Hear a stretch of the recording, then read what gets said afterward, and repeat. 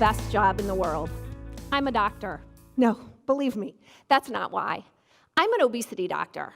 I have the honor of working with a group of people subject to the last widely accepted prejudice, being fat. These people have suffered a lot by the time they see me. Shame, guilt, blame, and outright discrimination. The attitude that many take, including those in healthcare, is that these people are to blame for their situation. If they could just control themselves, they wouldn't be overweight, and they're not motivated to change. Please let me tell you, this is not the case. The blame, if we've got to extend some here, has been with our advice, and it's time we change that. Obesity is a disease. It's not something created by lack of character. It's a hormonal disease, and there are many hormones involved, and one of the main ones is a hormone called insulin. Most obese individuals are resistant to this hormone, insulin. So what does that mean exactly, to be resistant to insulin?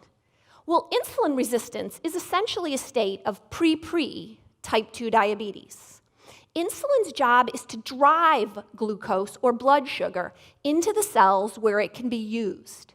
In a nutshell, when someone is insulin resistant, they're having trouble getting blood sugar where it needs to go, into those cells. And it just can't hang out in the blood after we eat, or we would all have a diabetic crisis after every meal. So when someone is resistant to insulin, the body's response to this is to just make more of it. And insulin levels will rise, and for a while, years even, this is going to keep up, and blood sugar levels can remain normal. However, usually it can't keep up forever, and even at those elevated levels of insulin are not enough to keep blood sugar in the normal range. So it starts to rise. That's diabetes.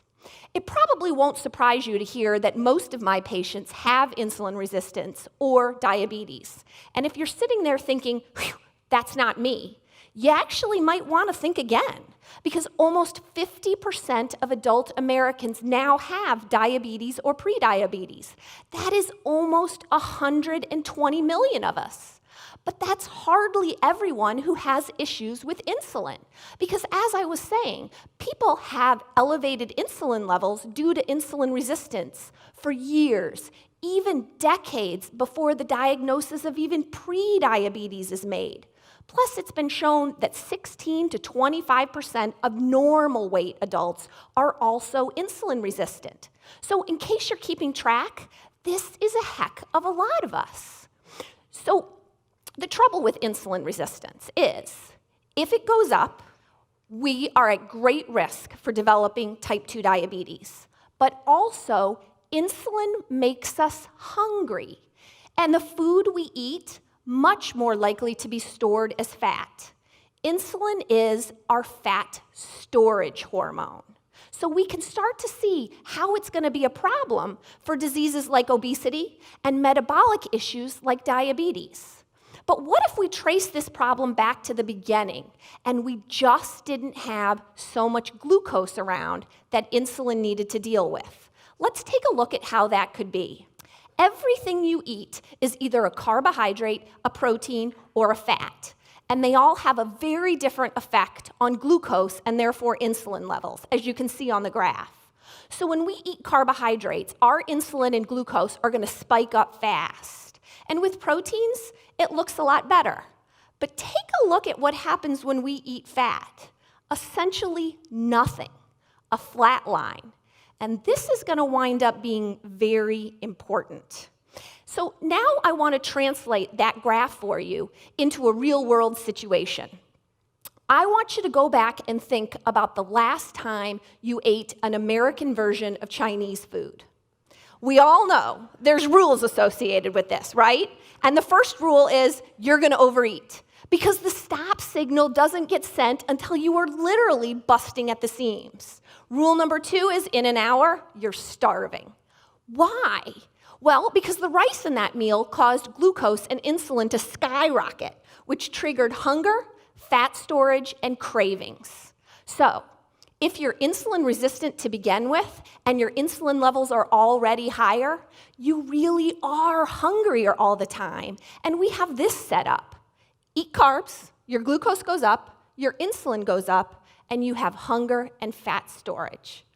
So how do we recommend to these people to eat? Because it seems like that would be really important, and it is. Let's focus just on type 2 diabetes, because the general recommendations are to tell patients with type 2 diabetes to consume 40 to 65 grams of carbohydrates per meal, plus more at snacks. Trust me on this, that's a lot of carbs. And remember what's going to happen to glucose and insulin, blood sugar and insulin, when we eat them? Yes, we are essentially recommending that they eat exactly what's causing their problem. Sound crazy? It really, really is. Because at its root, diabetes is a state of carbohydrate toxicity.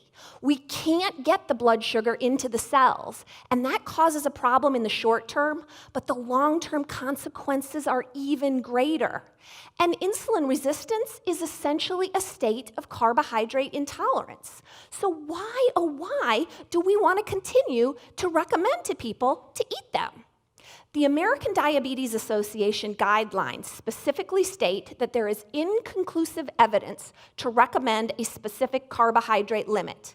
But those guidelines go right on to say what we all know. Carbohydrate intake is the single biggest factor in blood sugar levels and therefore need for medication. These guidelines then go on to say, hey, look, if you're taking certain diabetic medications, you actually have to eat carbs. Otherwise, your blood sugar can go too low. Okay, so let's take a look at the vicious cycle that advice just set up. So it's eat carbs, so you have to take medicine. Then you have to eat more carbs so you avoid the side effect of those medications. And around we go. Even worse is that nowhere in the ADA guidelines is the goal of reversing type 2 diabetes. This needs to be changed because type 2 diabetes can be reversed in many, if not most situations, especially if we start early. Not only do we need to let people know this, but we have to start giving them the practical advice so they can do this. Consider carbs. First, here's a shocker for you. We don't need them. Seriously. Our minimum daily requirement for carbohydrates is 0. We have essential amino acids, those are proteins, essential fatty acids, but nope, no essential carb.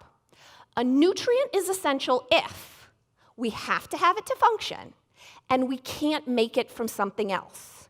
We make glucose, plenty of it, all the time. It's called gluconeogenesis. So, we don't need them. The overconsumption of them is making us very sick, yet we are continuing to recommend to patients to consume close to, if not more, than half of their total energy intake every day from them. It doesn't make sense. Let's talk about what does. Cutting carbs, a lot. Yes, in my clinic, we teach patients to eat with carbs as the minority of their intake, not the majority. So how does that work? Well, when our patients decrease their carbs, their glucose goes down, and they don't need as much insulin. So those insulin levels drop and fast. And this is very important because a study looking at our National Health and Nutrition Examination Survey data, better known as NHANES, showed that the single biggest risk factor for coronary artery disease is insulin resistance. It is responsible for a whopping 42% of heart attacks. Low-carb intervention works so fast that we can literally pull people off of hundreds of units of insulin in days to weeks. One of my favorite stories is a very recent one. A young gal, but who had an almost 20-year history of type 2 diabetes, came in when a physician from another clinic told her she was just sick and should probably get used to it.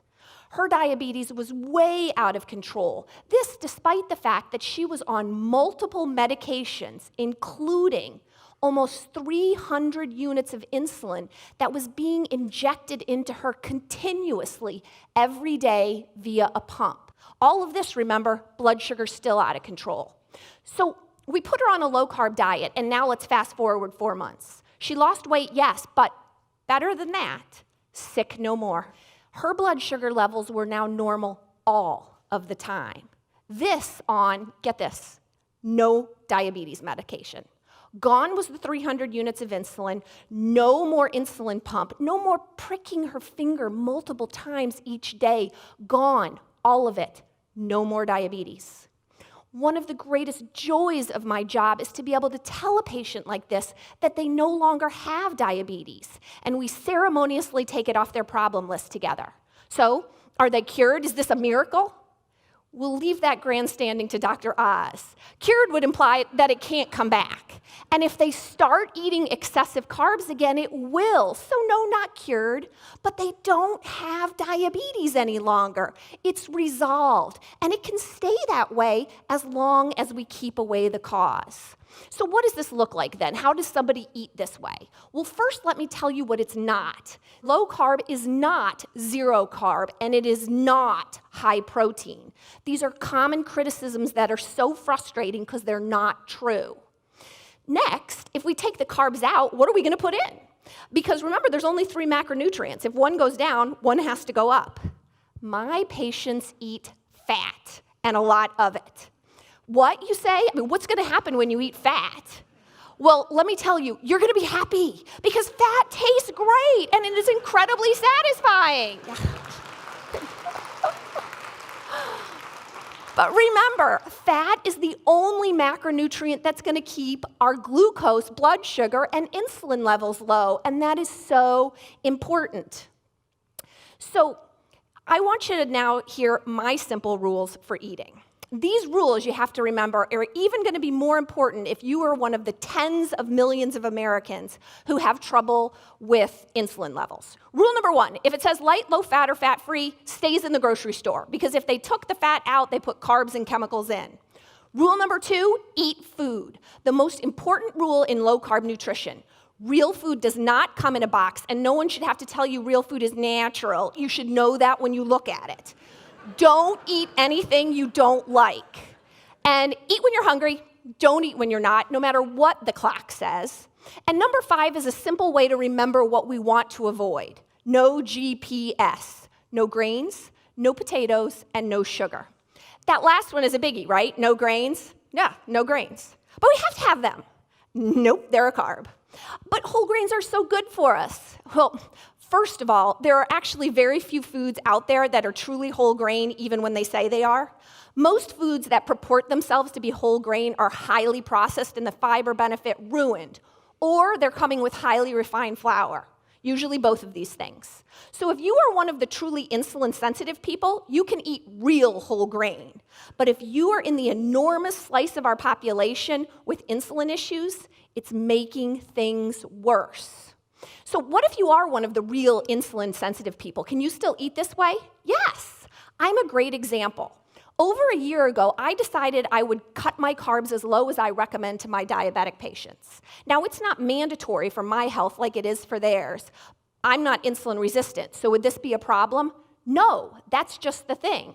Unless you have an exceedingly rare syndrome, then cutting carbs is going to be good for you, even if it's not necessary. I want to show you a couple pictures of my radical food. So this is a common breakfast in my house. So does it look like I just broke my own rule? I didn't, because this muffin is made with coconut flour. I bake all the time still. I just use non-grain-based flours. Coconut, almond, hazelnut, flax, they make delicious things. And this is a typical dinner in my house with a typical starch. That would be the sauteed mushrooms. No, my patients and I eat delightful food all of the time and enjoy it. But what about the research on this? I mean, is this just anecdotal evidence now from my clinic? No.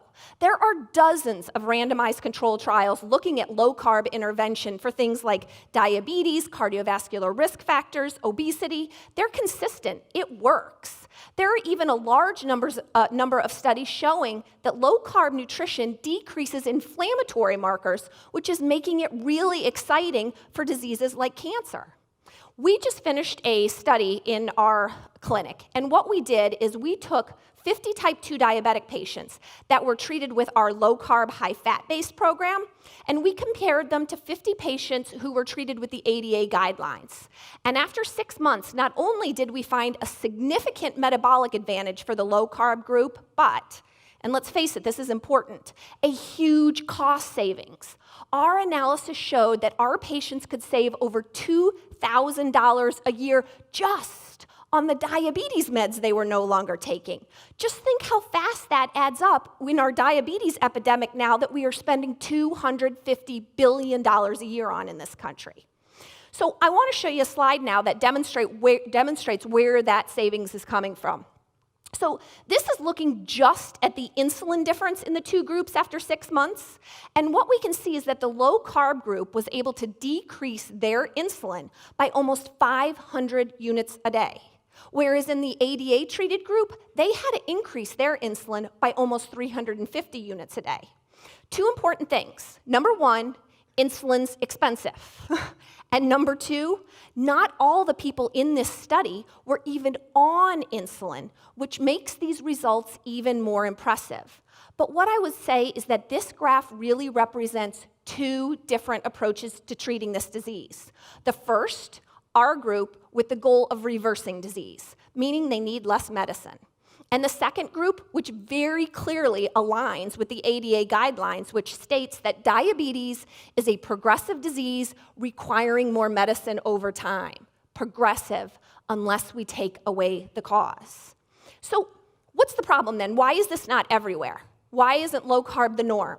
There's two big reasons. Number one, status quo. It is hard to break. There are many agendas involved. We got this notion that low fat was the way to go decades ago, but a recent study just came out showing that there was zero randomized control evidence to recommend to Americans to remove the fat from our diet, and that's how the carbs got added in. It was essentially a huge experiment on millions of people, and it failed miserably. The second reason we don't see it everywhere is money. Don't be fooled. There's a lot of money to be made from keeping you sick. And what we see is with these specialty guideline panels, they are stacked with conflict of interest. So the solution to the diabetes epidemic in my clinic is exceedingly clear.